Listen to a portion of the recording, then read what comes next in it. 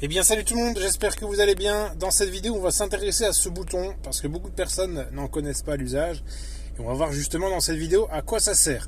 Alors justement il fait super chaud dehors. Enfin pour d'autres c'est pas excessif, mais dans notre cas 29 degrés c'est énorme.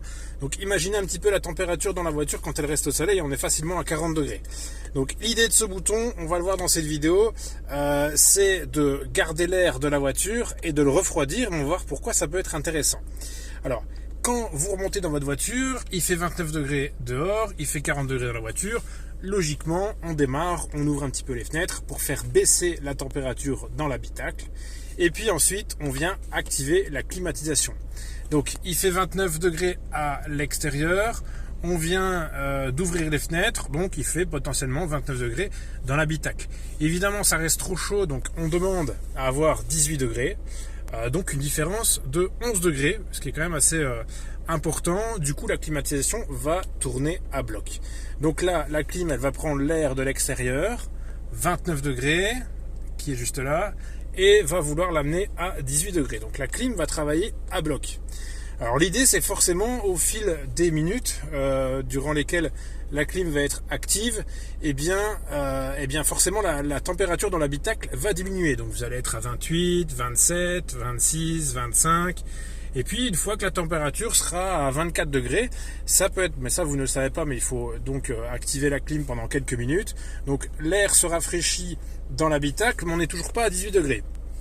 Eh bien c'est là que ça devient intéressant d'activer ce bouton, parce que ce bouton va faire en sorte que la clim va continuer de fonctionner, mais en prenant l'air intérieur. Et ça, quand vous l'activez, vous sentez clairement la différence. Donc au bout de quelques minutes, ici je viens de démarrer, donc je l'active pas. Mais du coup, l'idée c'est que ce bouton va prendre l'air intérieur pour le refroidir. Et forcément, votre air il est plus à 29 degrés, mais il est à 24, 25 degrés. Donc forcément, la clim va beaucoup moins travailler pour atteindre les 18 degrés.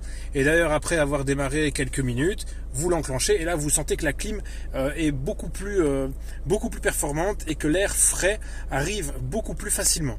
Donc ça, c'est un peu l'idée. Évidemment, la clim va beaucoup moins travailler en devant faire passer un air à 25 degrés dans l'habitacle plutôt que d'aller pomper l'air extérieur à 29, de le refroidir à 18, etc. C'est mieux forcément de partir sur une température plus basse. Alors évidemment, ce bouton fait en sorte qu'il ne puise plus l'air de l'extérieur. Il y a même des personnes qui pensent en fait que ça renouvelle l'air qu'il y a dans la voiture, mais pas du tout. En fait, ça garde l'air de l'habitacle et ça le fait passer dans le circuit et c'est réinjecté pour que ça refroidisse plus vite. Du coup, ce bouton, quand vous êtes par exemple en train de rouler pendant 5 heures, c'est pas bon du tout de l'utiliser parce que forcément l'oxygène dans l'habitacle va se diminuer et vous, forcément, moins d'oxygène, vous pourriez vous apaiser ou ça pourrait vous créer des torts de fatigue, en tout cas, ce qui est forcément pas souhaité et souhaitable quand on est dans la voiture. Donc c'est à ça que sert ce bouton, mais voilà, il faut quand même être méfiant et pas l'activer pendant 5 heures. Il faut absolument renouveler l'air dans l'habitacle, soit en ouvrant les fenêtres, soit en désactivant le bouton.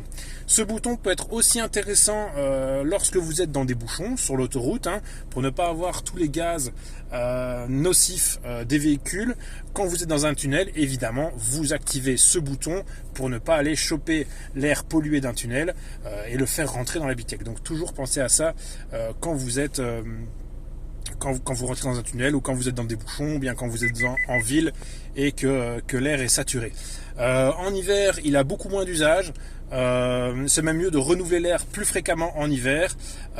Donc clairement, ce bouton, vous l'utiliserez en été quand vous utilisez la clim ou bien en été ou en hiver quand vous êtes dans un tunnel, quand vous êtes dans des bouchons. Voilà. Comme ça, j'espère que vous en aurez un peu plus su au niveau de ce bouton qui est bien utile, mais encore faut-il savoir l'utiliser et savoir à quoi il sert. N'hésitez pas à mettre un petit pouce vers le haut, ça fait toujours plaisir et je vous dis à bientôt pour d'autres vidéos. Salut!